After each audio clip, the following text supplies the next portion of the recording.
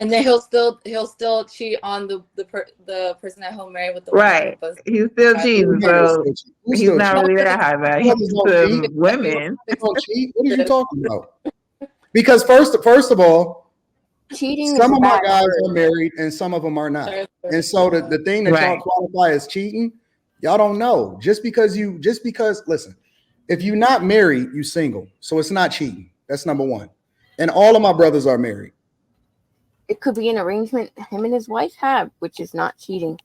Cheating is yeah. If the wife knows it's not cheating, well, let's please. So let's I'm not, cool let's with not, that. let's not keep but assuming. if he does, he's not telling her that's cheating. Let's stop assuming. Y'all are trying to throw little jabs in between there and little caveats that y'all don't understand. If you don't know, just ask the question. But just because you saying it don't make it true. Saying they're cheating or saying they're not cheating is true. I'm saying, what are you saying isn't true? That's what I'm asking. Anton? You assuming that these guys is cheating. Oh, yeah. No. I mean, you.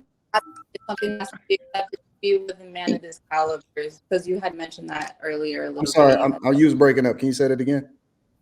Oh, that basically we're stating that it's not something that we're assuming that is happening. We're saying that if it was to happen, if you're with a man of this caliber, it's something that you kind of have to accept. Because you had mentioned earlier, like you need to turn off your camera or something. I'm sorry, you breaking up a little bit, baby. What she's saying is, you mentioned earlier that if the man is paying for everything, a woman shouldn't care if he steps out. Basically, so we're saying that most likely you're saying that's normal for the man to step out. When did I say that? Of everything. I don't think it's normal. I think these types of hold on. You said that earlier. Hey, did you hear me say that earlier? Yeah, you said that. What I said, if a man is paying for everything, that is normal. You want to go use another woman's mouth, but she should love you unconditionally, even though you take care of everything. You definitely said that, sir. I spoke to her example of what she defined as unconditional love. I didn't say that that's what men do that have money. Well, that was implied with that scenario you gave. You heard what you wanted to hear. No, it was implied with the scenario you gave, but you clarified. That's fine. Okay. That's not what you're saying. You can't imply anything. You have to be quite literal when you talk to him. Sounds like. I definitely want to answer the question. So going back to the question of, are women getting BBLs for men? I think that women are getting BBLs for men and other women. I don't think it's just solely men. For me, I've never had like a really big butt. I learned pretty quick, like, okay, I know my strengths. I dress accordingly to my strengths. And I've had so many women, they'll be like, oh my gosh, like, you should just get a BBL, or have you ever thought about getting your body done? Like, you'd be perfect. And like, women have like said that to me, like openly with no shame. Or I see a lot of women constantly talking about, like, women be looking at other women's body walking by and like judging, women physically.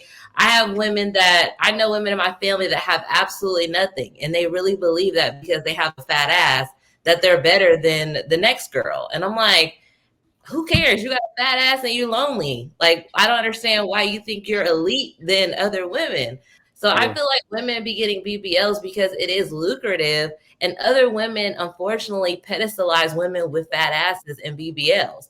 And it is, in the digital era, lucrative to have a perfect body, because once you get your BBL, you can become a podcaster. If you look perfect, if you have the perfect makeup, the perfect weave, the perfect body, women will, support you. Women will want to be in your community. They'll think that you have access to the men that they assume you have access to.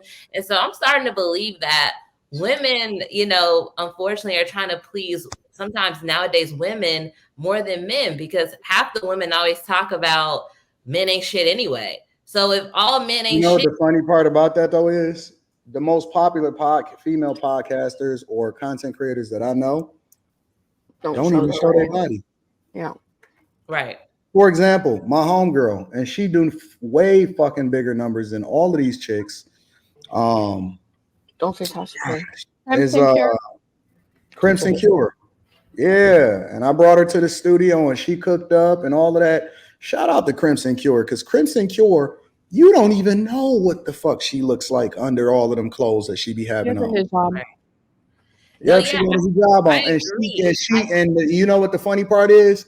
Women respect her, men respect her. She do numbers every single day. She's successful. She cook up. Crimson Cure is an example, and I can name a bunch of them that I don't even like. Some of them have difference of opinions and all of that, and they not bad and none of that. But it's not your body that then determines whether or not you're going to be successful as a content creator.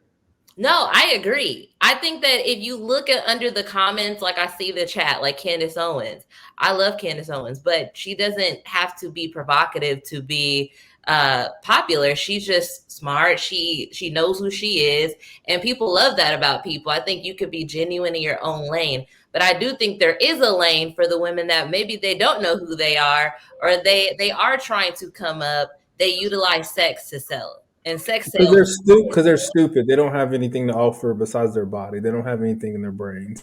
So Candace Owens has a bunch of shit in her brains, and that's what makes her popular. Yeah, see, that's what I'm saying. It depends on. Listen, you are what you attract. What people don't understand is that there's 9 billion people on this earth.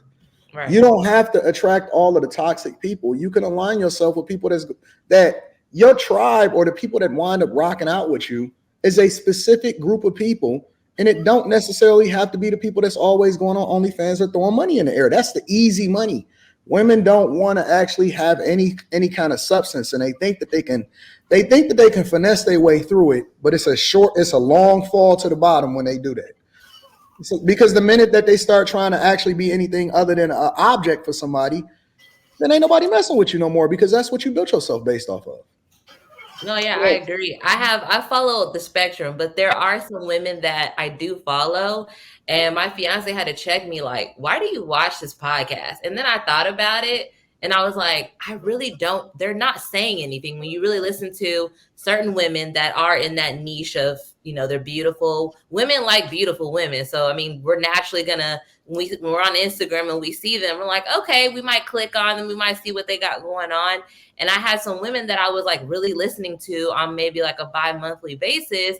And I was just like, why do I like them? I think they're beautiful, but that really was it. And I'm like, I gotta stop following these women, because when you start digging deeper they start talking nobody is telling y'all that y'all can't be beautiful. But what we saying is that I was very respectful when you taught. You just completely cut me off. Oh, my bad. I thought you were done. Because that wasn't her point. My bad. I thought you was done. Go ahead. Okay. No, I was just gonna say that when you start digging into them, when they start talking about the relationship and they start talking about these things, and you think about their platform, a lot of younger women are following them. That's whenever I kind of had to step away from it, because I'm like, okay, you're funny, your fun is lighthearted, but then when you start talking about, well, men ain't shit and you should get a BBL, you need to be a bad bitch. That's when people just start revealing who they are, I had to step away from that, because I think that's not conducive to, that's actually a part of the problem. I have a question when you're done. I mean, this might be out of y'all. I don't know. Did anybody see the debate between, I don't know if y'all watched debates, but there was a debate between Destiny, Jasmine, Trent, and Lila about like teen porn and abortion and all that shit. And Jasmine, she's a lawyer and an OnlyFans model. Did anybody see that on the Whatever podcast? Not at all. Yeah, I actually watched it last night. That's funny. Yeah, I did. That you would watch something like that, Quentin. Okay, well, I try to watch, intellectual debates. I went to sleep to it. Debate. Anyway, my point was I was like, okay, cool. This big ass titty, lawyer is an OnlyFans model, and then I listened to her mouth, and I was like, I just don't think intellectuality and OnlyFans really works, because she was saying some dumb shit, and I thought she couldn't. I was like, how could she have gotten through law school? So, my whole point is, whether you're big tits or not, I think there's only one lane for that, and my whole point was because you said you follow pretty women, only pretty women, and I think trying to find pretty women with intellect is harder. Listen, who said they only follow lane, pretty women? it's a lane for everything, right? Talking about like women. No, Erica, what do you have to say about that? It's a lane for pretty women.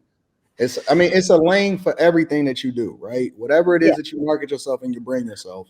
All I'm saying is be careful what you choose because you can't turn back from it. You don't get a second chance to make a first impression. And I like it. Like I like certain type of women around me. I ain't even gonna front. It's cool. Yeah, I think it adds to the feng shui of the environment when we cooking up content or whatever. But at the same time, if it's the difference between being a content creator and being a wife, right? And so if you a woman that's trying to get married or you're trying to go in a certain direction, you're going to attract a certain type of energy, but you can't turn that off. And most of them wind up being sad at the end of the rainbow when they can't get the man that they think that they deserve. But that guy deserves something better than you.